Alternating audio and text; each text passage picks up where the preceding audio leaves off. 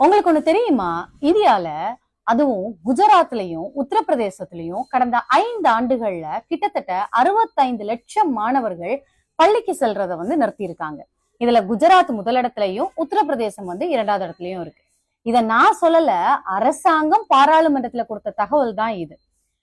ஏன் இந்த பிள்ளைங்க பள்ளி படிப்பை நிறுத்தினாங்க அப்படின்னு யோசிச்சு பார்த்தா, இந்த NEP 2020 ஒண்ணு வந்துச்சு, நியூ எஜுகேஷன் பாலிசி, இல்லைன்னா நேஷனல் எஜுகேஷன் பாலிசி 2020 ஒரு விஷயத்த கொண்டு வந்தாங்க. இத ஃபர்ஸ்ட் இம்ப்ளிமெண்ட் பண்ண சில மாநிலங்கள் இருக்கு.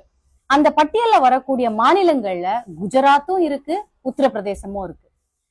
ஏன் திராவிட முன்னேற்ற கழகம் இந்த நியூ எஜுகேஷன் பாலிசிக்கு எதிராக இத்தனை போர்க்கொடியை தூக்கியது? இவ்வளவு பிரச்சனைகள், இத்தனை அழுத்தங்கள் ஒன்றிய அரசு நம்முடைய மாநில அரசிற்கு கொடுத்த பின்பும் ஏன் நம்மளுடைய முதலமைச்சர் விடாப்பிடியாக நான் நியூ எஜுகேஷன் பாலிசியை என்னுடைய தமிழ்நாட்டில் வருவதற்கு அனுமதிக்க மாட்டேன் அப்படின்னு சொன்னாரு அப்படின்னா, அதற்கு பின்னாடி இருக்கிற காரணம் இதுதான். நியூ எஜுகேஷன் பாலிசி வந்துச்சு அப்படின்னா முதலில் அது பிள்ளைகளை பள்ளிக்கு வருவதை தடுக்கும்.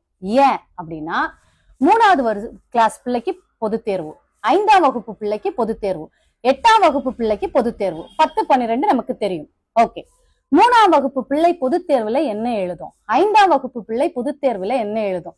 நியூ எஜுகேஷன் பாலிசியை இம்ப்ளிமெண்ட் பண்ணலன்னா நிதி தர மாட்டேன்னு சொன்ன ஒன்றிய அரசிட்ட நீங்க என்ன நிதி தரது?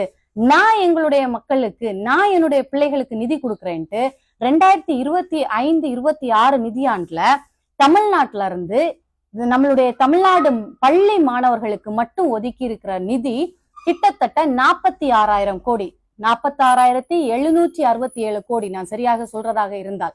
இது ஒன்றிய அரசுல இருந்து இந்த 2025-26வது கல்வியாண்டுல மொத்த இந்தியாவுக்குமே ஒதுக்கி இருக்க நிதி கிட்டத்தட்ட 78,572 கோடி. கிட்டத்தட்ட 1 மடங்கு நிதியை கூட நம்மளுடைய மாணவர்களின் எதிர்காலத்திற்காக, நம்மளுடைய மாணவர்களின் கல்விக்காக ஒதுக்கி இருக்கிறோம்.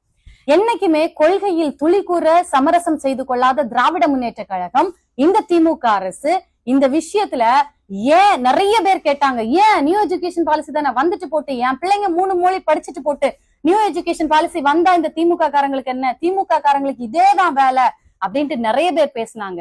பேசின அத்தனை பேருக்கும் 5 வருஷத்துல 65 லட்சம் பிள்ளைகள் பள்ளிக்கு செல்வதை நிறுத்தி இருக்கிறாங்க. அப்படின்னா நியூ எஜுகேஷன் பாலிசி இம்ப்ளிமெண்ட் பண்ண ஸ்டேட்ஸ்ல 5 வருஷத்துல 65 லட்சம் பிள்ளைகள் 2 ஸ்டேட்ல நிறுத்தி இருக்காங்க. அப்படின்னா இந்த இடைநிற்றல தான் திரும்ப திரும்ப இந்த திமுக மக்களுக்கு புரிய வைக்க ட்ரை பண்ணுச்சு. தான் கொண்ட கொள்கையில் துளி கூட சமரசம் செய்து கொள்ளாத திராவிட முன்னேற்ற கழகம் இந்த பிள்ளைங்களுக்கு ஒரு அரணாக, மாணவர்களுக்கு ஒரு அரணாக இருந்து கொண்டிருப்பதை நினைத்து உண்மையிலேயே அத்தனை பெருமையா இருக்கு. எப்படியேனும் மாணவர்களிடமிருந்து இந்த கல்வியை பறித்து விட வேண்டும் அப்படின்னு ஒரு கூட்டம் கங்கணம் கட்டிட்டு அலையுது.